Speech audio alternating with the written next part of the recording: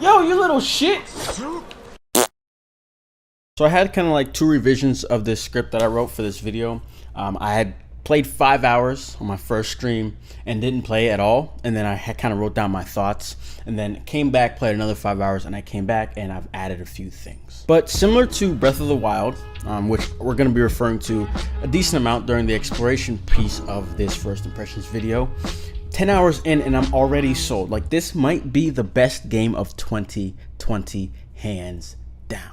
Within the first few minutes of opening and starting up Ghost of Tsushima, they put you in the mix. And I use the term mix because it's not exactly 100% gameplay and it's not exactly 100% story.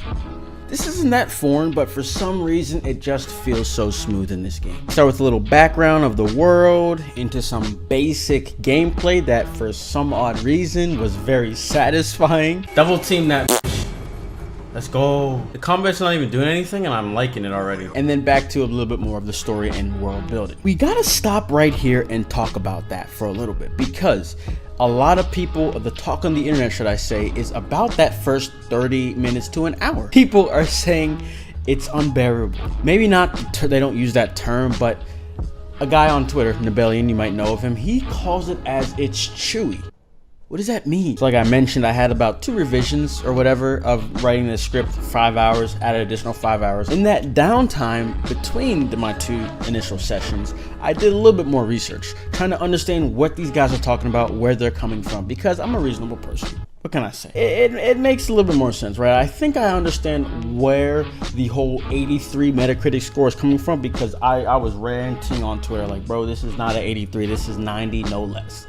Essentially, in the one review that kind of highlights the whole reasoning behind this initial problem people had with the first 30 minutes is the way, it revolves around the way Sucker Punch presented this game, even though it was like one time that they said it, but you know, whatever. Nate Fox in that one deep dive mentions that the game as a whole is kind of a homage to these old samurai movies, and that's kind of the goal that they were trying to create when building this game. He just said, I'm different. So whenever you think about the critics critiquing the story, I guess that's what they're really focusing on. They're just like, it doesn't really match up. That one review was like, it doesn't feel like that at all. Now, part of me thinking highly of this story and coming back to the review and what Sucker Punch says, maybe it's from the idea that I can't tell you a single samurai movie that I've watched. Now, I've obviously seen some bits and pieces. I don't know if I ever sat down and watched all of it, right? So maybe that's affecting my judgment a little bit, but it's good. It's a good story, simplistic,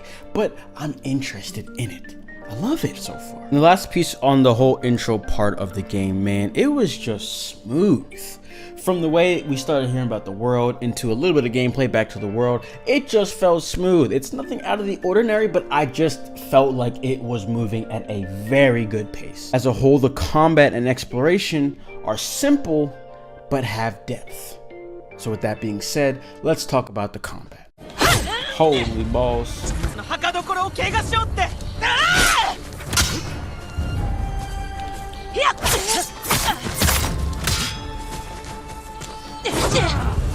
How the hell is she dodging that? The way that you upgrade and evolve your character is God of War 2018 like, if I were to refer to something recent.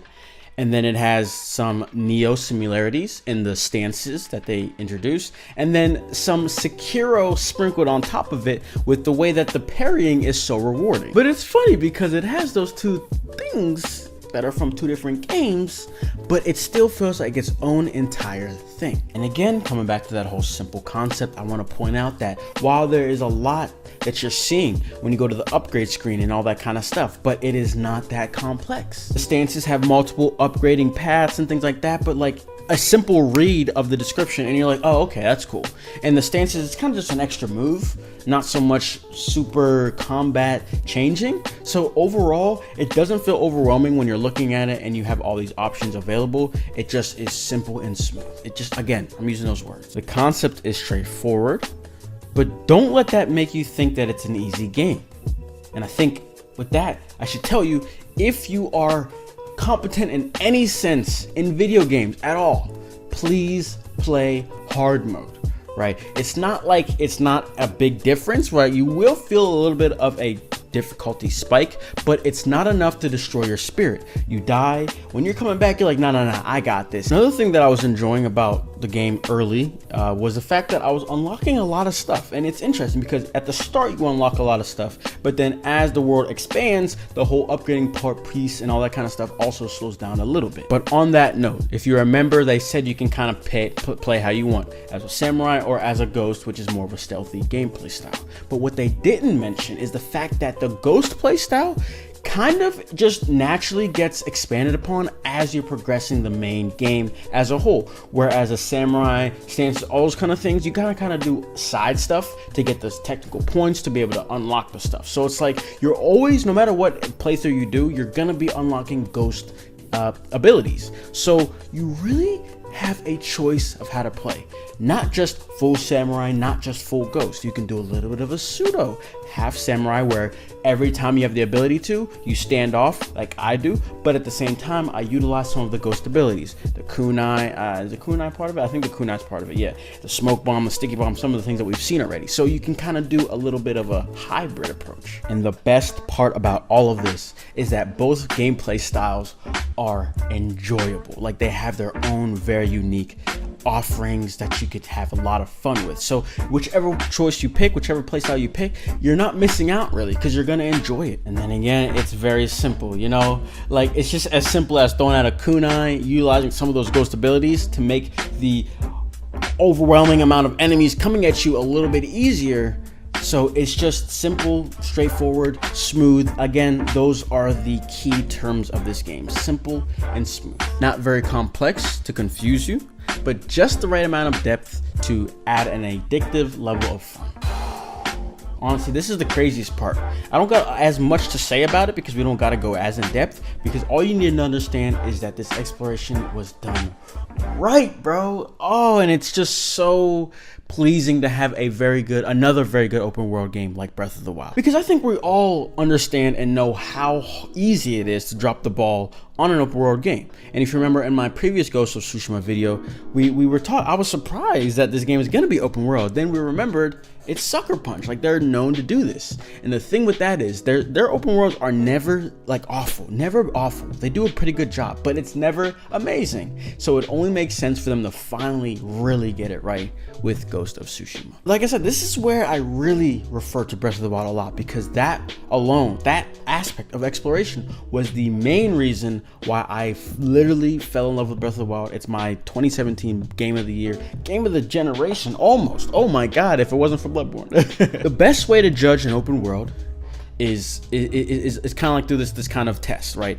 If you mark an area on your map, and you know, next thing you know, you're actually on the other side of the map because the world just kind of took you there, that's when you know an open world is doing something right. But get this, and Breath of the Wild fans, listen up. This is what even makes it better, because it's not just a Breath of the Wild clone in the sense of that's the way it feels. It has its own unique way that it does this. In Breath of the Wild, right, what kind of sidetracks you is, you're like, all right, you mark something on the map, I need to just explore this area. Next thing you know, there's like 8 different things around there that just look interesting. For Ghost of Tsushima, you mark this area.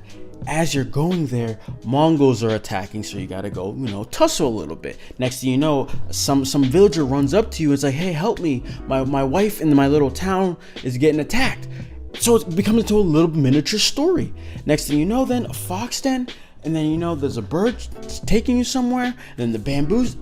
Dude, so it's like story-driven sidetracking.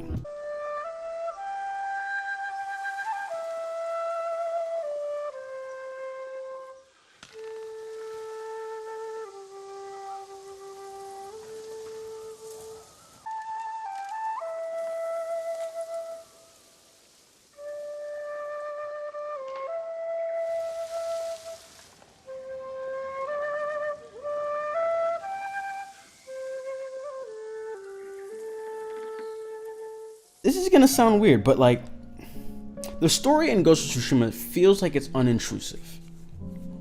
But I don't think that's the case, because there's a lot of story going on, but not much at the same time. But it's just like, I think it's more of it's welcomed.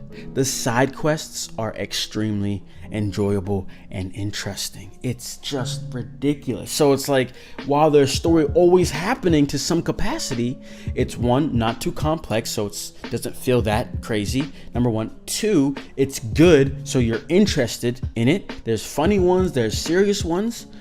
So it's just all around, again, smooth. It all just butter, man, butter. The last aspect I want to talk about for this whole exploration piece is something that I've been talking about a lot in the streams, and it's very important. Yo, look at him. But I want you too. Oh, no, he got my shit. I'm dead. See what I'm saying? The bears are harder than the humans. Thinking of Breath of the Wild, right? There's a lot of items you pick up for crafting, cooking, those kind of things. Very typical in an open world game. But again, it's easy for that to become a bit too overwhelming, for there to be a bit too many items. Japanese games tend to kind of be like that. So what I'm really happy about in Ghost of Tsushima is there's not that many items to be picking up and be looting around, but there's just enough to where you feel it's very rewarding of an experience. Picking up the flowers, the bamboo sticks, the steel, the iron. Again, not that many, but enough that you really want to be exploring to pick them up, right? Feels really good when you've had a 4-hour session of playing, right? Just kind of wandering around the open world, picking up everything you see, and then at the end of that session, just looking in your inventory and seeing like you got a couple upgrades available. So like everything you do in the game has meaning and feels meaningful, and it feels rewarding. And I love it. And I think I kind of said it, but all of this, like the combat, the exploration pieces as a whole, just make this open world game a very fun experience. I think you can tell I like this game, right? Right now it's a 9.8 out of 10, and don't ask me about that 0.2 because I want to give it to it. I'm just waiting to see if anything of the game as I keep playing takes away that 0.2, so it's kind of like wiggle room. It's wiggle room. But all in all, that's all I gotta say. Ghost of Tsushima is a must buy of 2020. I'm seeing too many people passing it up. Y'all are crazy. Last of Us 2 was great and everything, but like, y'all are crazy. This is not a game to be skipping right now. This is not a game you wait for a sale. This is a game you need to buy right now. I'm telling y'all, it's ridiculous. I can't stress this enough. I can't. So that's all I gotta say. I'm gonna see you in what's the island called? Shit. I'm about to go play. I'll see y'all later. Be sure to leave a like and subscribe. I love Ghost of Tsushima. Yes, sir.